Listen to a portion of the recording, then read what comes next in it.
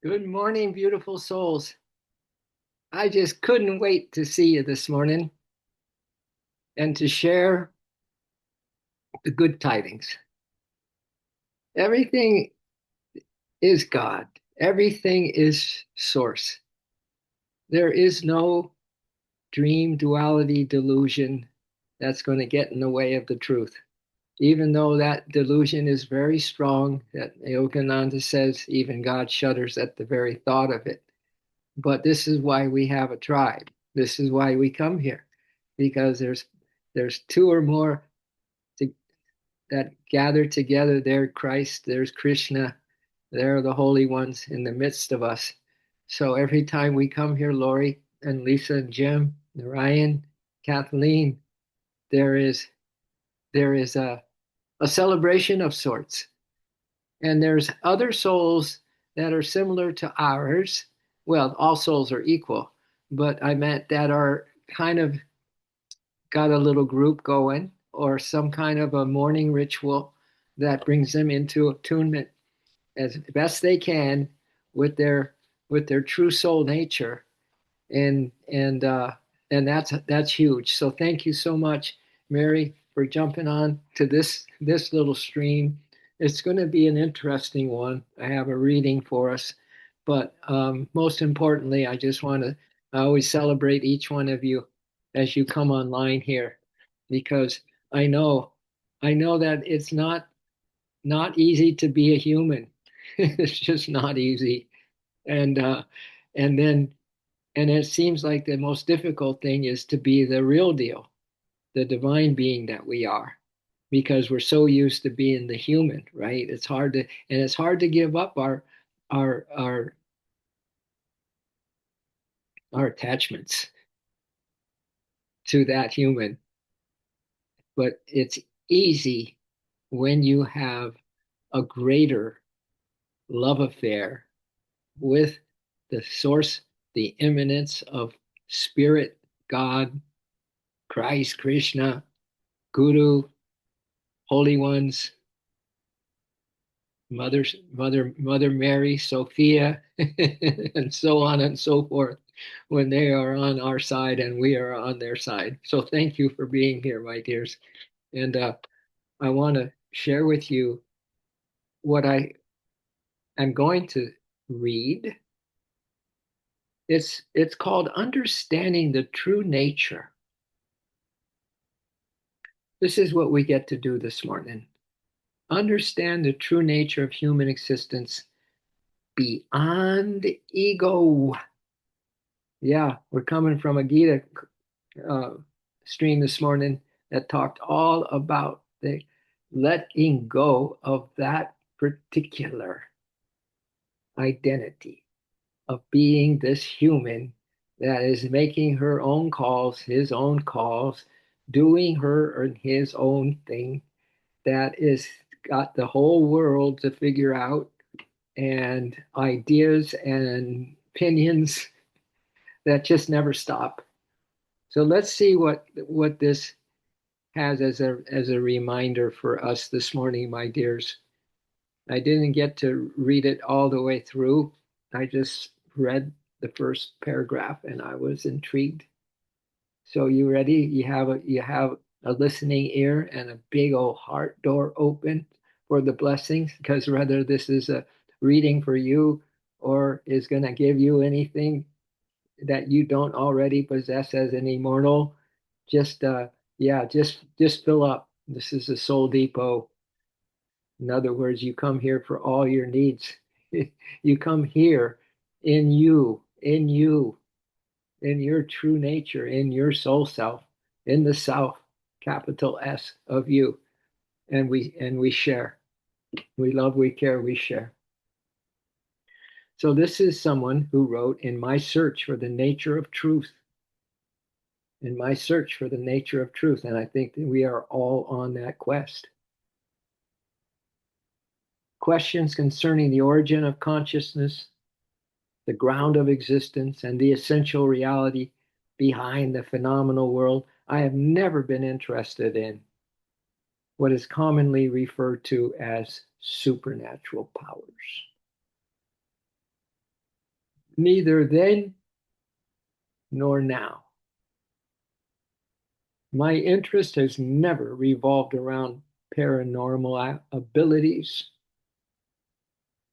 spiritual sensations, or humanity's attempts to transcend the order of nature through extraordinary manifestations.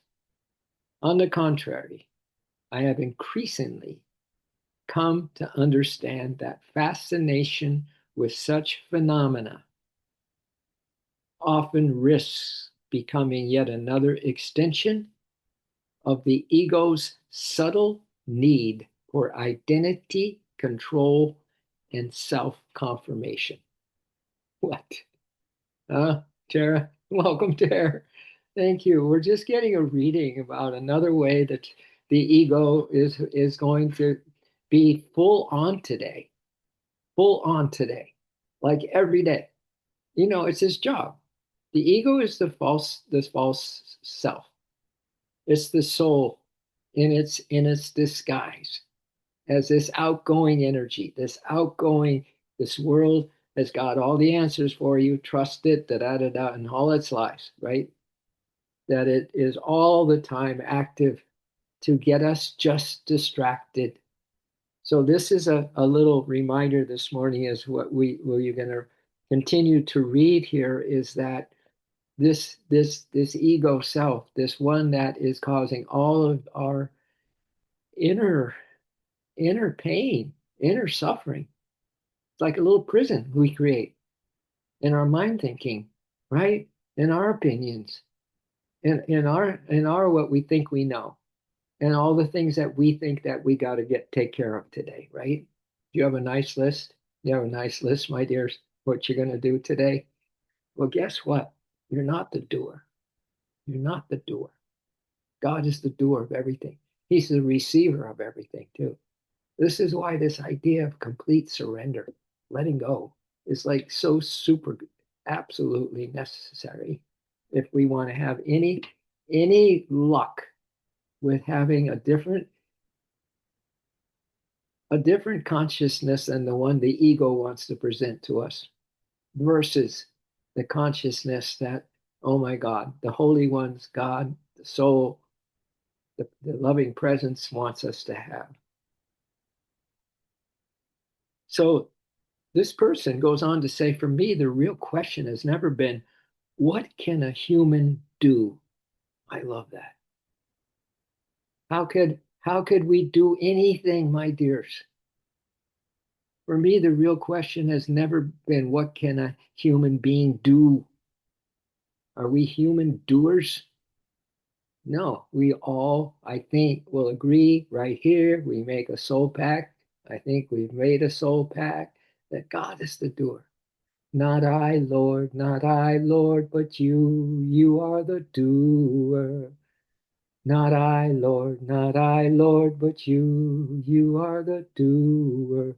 Flowing through me, you, my sweet Lord. Flowing through me, you, my sweet Lord. Not I, Lord, not I, Lord, but you are the doer. Yeah, I think we all can do a high five on that. All of us that's here in the chat and do a high five, do high fives to each other that we agree that we're not the doer. Well, that's one thing to agree that you like that idea. It's another thing to manage our life in a way that we really do get serious about dropping all of these other fetishes that we have still around this material world, right? So the real question has never been what can a human do, but rather what is a human being? What is a human being? Who is this I? Who is this I that experiences the world? Who is this guy?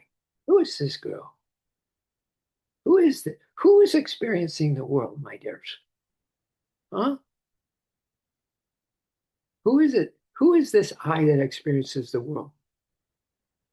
What is consciousness before it identifies itself with thought? So, what is consciousness? We know that they got Christ consciousness, God consciousness, cosmic consciousness. We know that the Lord, the truth, is consciousness. So, what is this consciousness before it identifies itself with thought, name, and form? Before we have gotten so entitled as a nation, and other nations are similar, got similar problems. There are problems like our problems in this nation here or wherever, that we have all taken the outside to be the reality, the outer world to be the reality. And we've all bought into the identification with thought, name, and form. This person goes on to say, is there a dimension of being that is not bound to psychological identity? Is there a dimension of being that is not bound to the psychological identity, and therefore neither to birth nor death? Is there a dimension of being that is not bound to the psychological identity, to this physical body, this physical world, this physical creation, this manifestation that we see all around us, this material world? Yeah. Is there such a dimension where there is neither birth nor death? These are the questions that have carried my search. Historically, almost all authentic mystical traditions, almost all authentic mystical traditions have warned against the seduction of Siddhis. They're like, you're doing all this spiritual work for some powers, some personal powers, to gain some power, whatever, have warned against the seduction of those powers, miracles, and psychic powers. Within Buddhism, they are regarded as potential distractions from the path of awakening. In Advaita Vedanta, they are seen merely as phenomena within consciousness, not as truth itself. And with Christian mysticism, the longing for miraculous experiences was often considered an obstacle to the purification of the soul. Why? Why? Because human beings easily begin to worship the experience. My dears, isn't your experience like yesterday had a lot of influence over you? Either way, whatever your experiences were yesterday, but they were mostly experiences that you thought about maybe in the later day, and in the evening before going to sleep, maybe you did a little introspection and go, wow, what a day, right? Because it's all, most human beings, many of us begin to worship the experience instead of the truth. The experience instead of the truth. This is what got my attention this morning. They begin collecting extraordinary states rather than seeing through the one who seeks them. The more the ego longs to become special, the further it moves from the simplicity in which genuine insight reveals itself. The more the ego longs to become special. These special experiences maybe you have, these special things that come your way. The more we feel special, are we really that important? The only thing that is important, I think, my dears, is truth, right?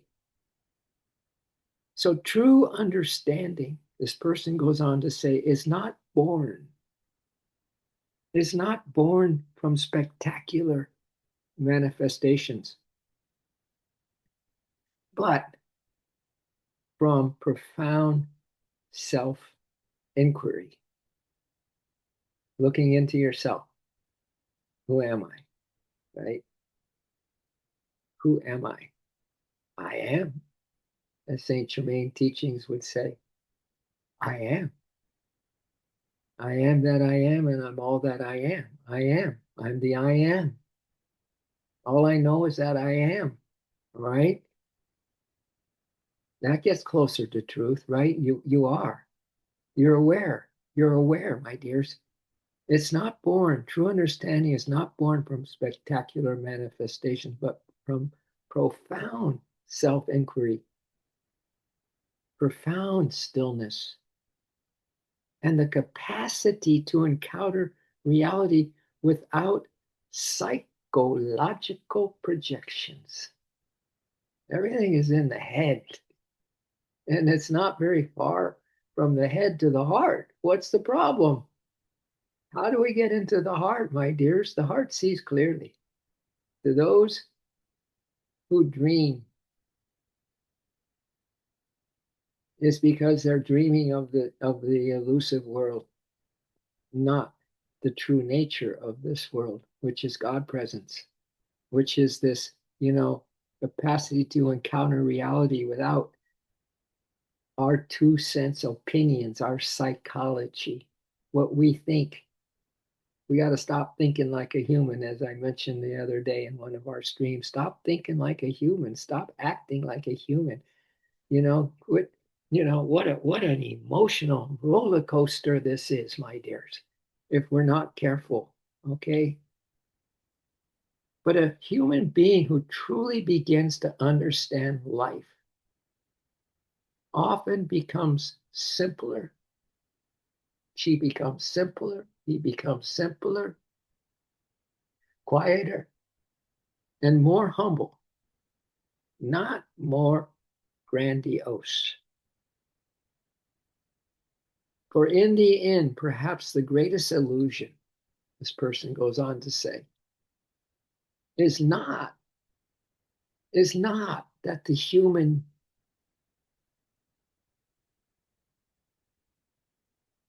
being lack supernatural powers. For in the end, perhaps the greatest illusion is not that human beings lack supernatural powers, but that they believe themselves to be separate selves who must become extraordinary in order to find meaning.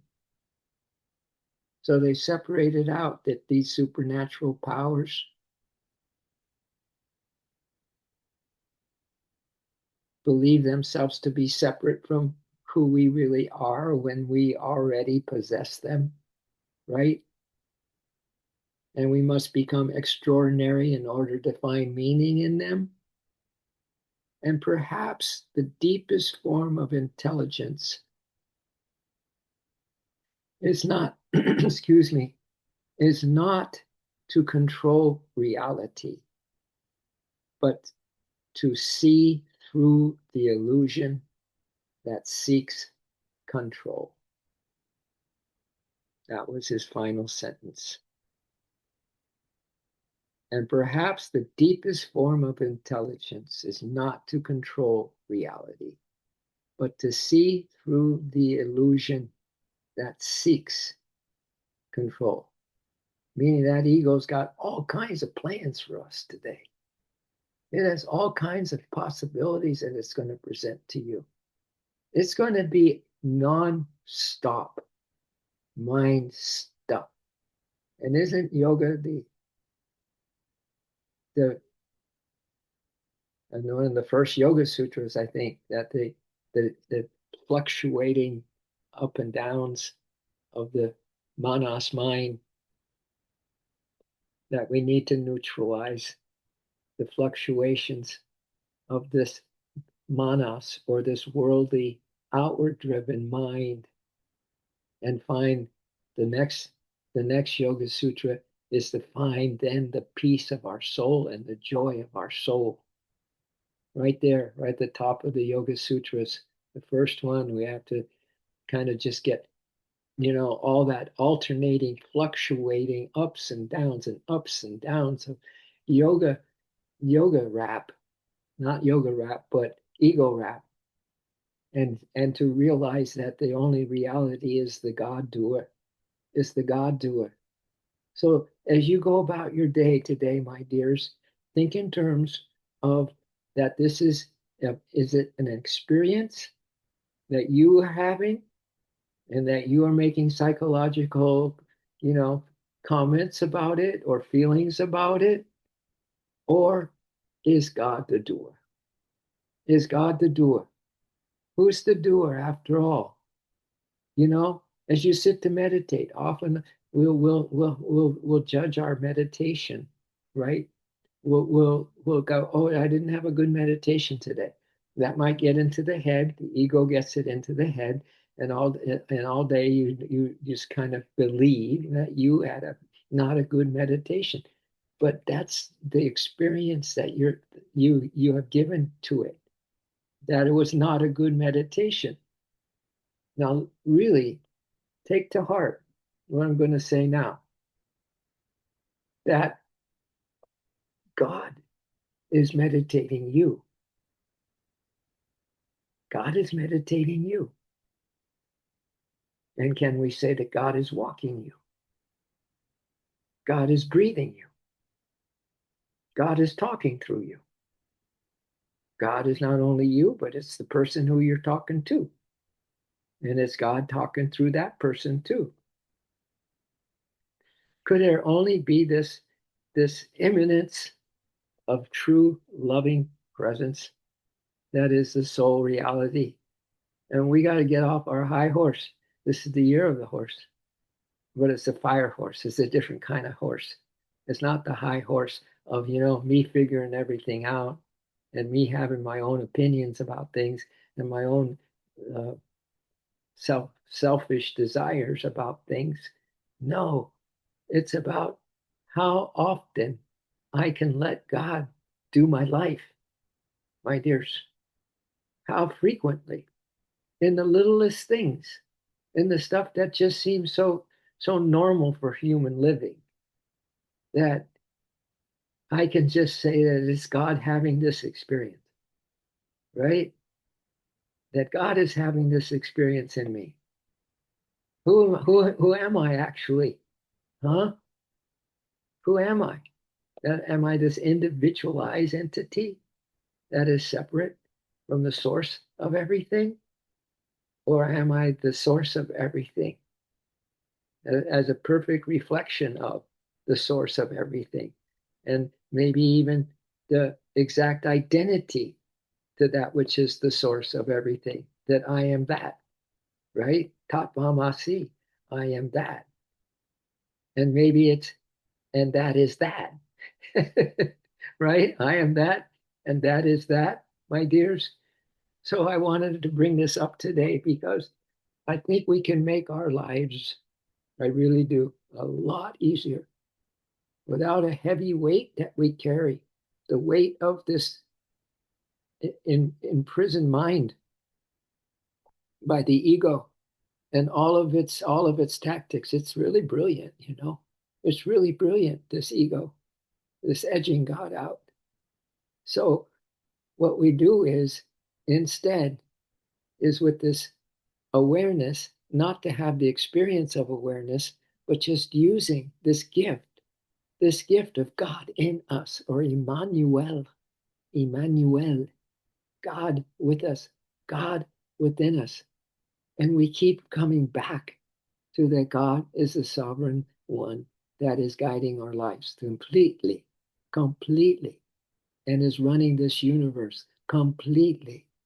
And it just, can you imagine just, getting God drunk like the holy ones can get God drunk in just the word God, and just the word that just brings their attention back to that last meditation where they just have been thanking God over and over again for it, right?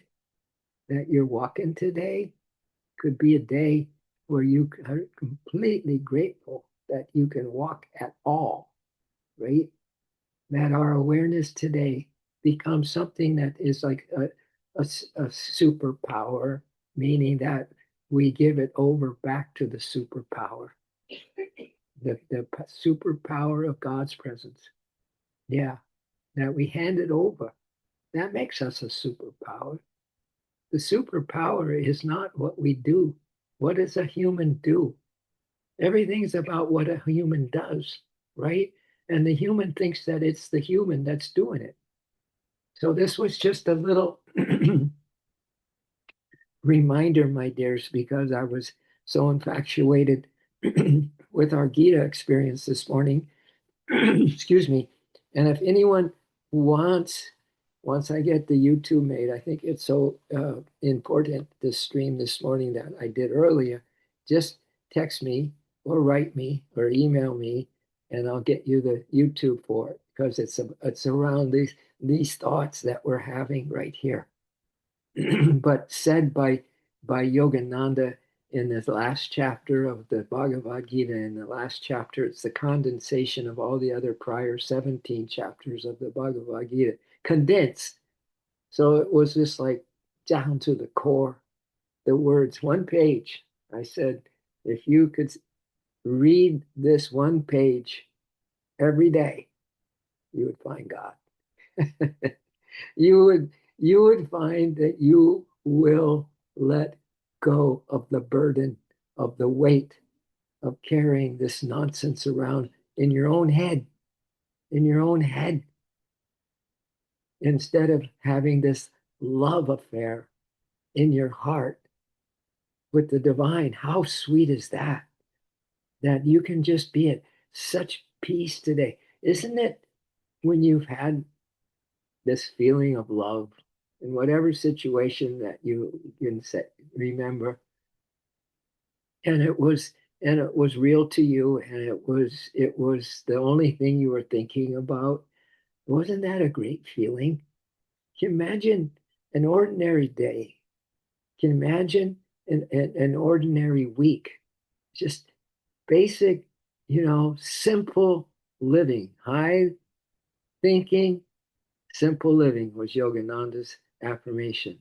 High live, simple living, high thinking, meaning that you're really, really super aware. But can you imagine, though, that you can have a situation today where you are completely are removed from the experience of that particular thing, whether a good experience or not good experience, or just a so-so experience, or just another um, material, thing that got your attention, and it really doesn't have much power in it at all. It's just more story. It's just more outward, what's happening outward versus what's happening in your heart, in terms of a unique, one of a kind divine romance that is just between you and the divine beloved. Which would you take? Would you take some kind of earthly experience today to think that you're living, that you think you're alive? Or would you take a love affair where all you can think about all day long is that peace, is that joy, is that assurity of the truth, my dears, of the truth of you, and the truth of of who you are and whose you are? 100%. What would you choose? What would you choose in all that? Right? So choose wisely today, my dears. And I hope this was just a little reminder today.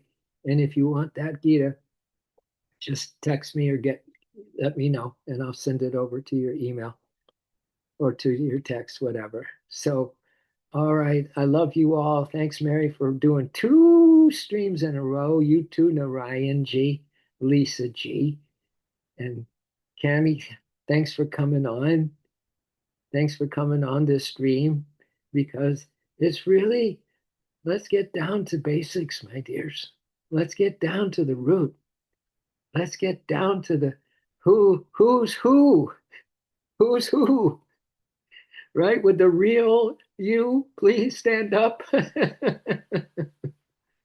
And God rises. God's God's essence rises every time. With the real you, please stand up. All right. So thank you, my dears. Let's come to bring our hands together if you want to stay, and we can share some ohms, and then we'll do our mantra, and then we'll sign out. but we're really signing in. All right. Thank you for listening, my dears. Thank you for your patience with all of this. Thank you for just you being you, just you being you. Don't you love you? I love you, and I love myself. Inhale the breath. Oh.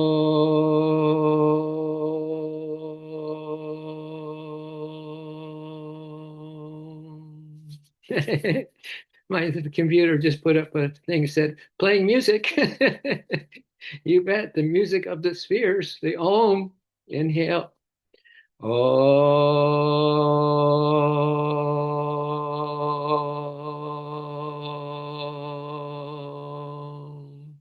Thank you, my dears. And now let's do our little mantra, our little mudra that we love first, during, after, and all the time. Love first. Love first. That's what we want, right? Don't you love love? Don't you love love? Yogananda says, I sought love in all my many lifetimes, but finally to realize that I'm not in love with anything or anyone. I'm in love with love itself. All right. So we love, we care, and we share. We share this little glow. In some cases, it's a big glow. It's the afterglow of realizing God just did another miracle of walking me today, talking, keeping my. Can you imagine holding your heart in your hand and realizing the work that that heart does every day to pump blood and to have the ability to wake you up to divine love, divine romance in your heart? Oh, wow. Yeah, that's an interesting one to consider. Hold your heart in your hand and hold your heart in your own heart. All right. Love you. Thank you so much, Lori. I appreciate you being here big time. And yeah, we shared, right? We sharing our light right now. Perfect. Awesome. And hearts galore. Nice, Tara. I knew that you would capture this and bring it into your heart space and then let the heart decide what you're going to learn from it or what you're going to feel from it. Yeah, instead of the experience of being here, you got the whole deal within you, just coming alive, coming alive. All right. Love you all. Talk to you soon. Like mañana. Aho. Namaste. Toodles with oodles of love.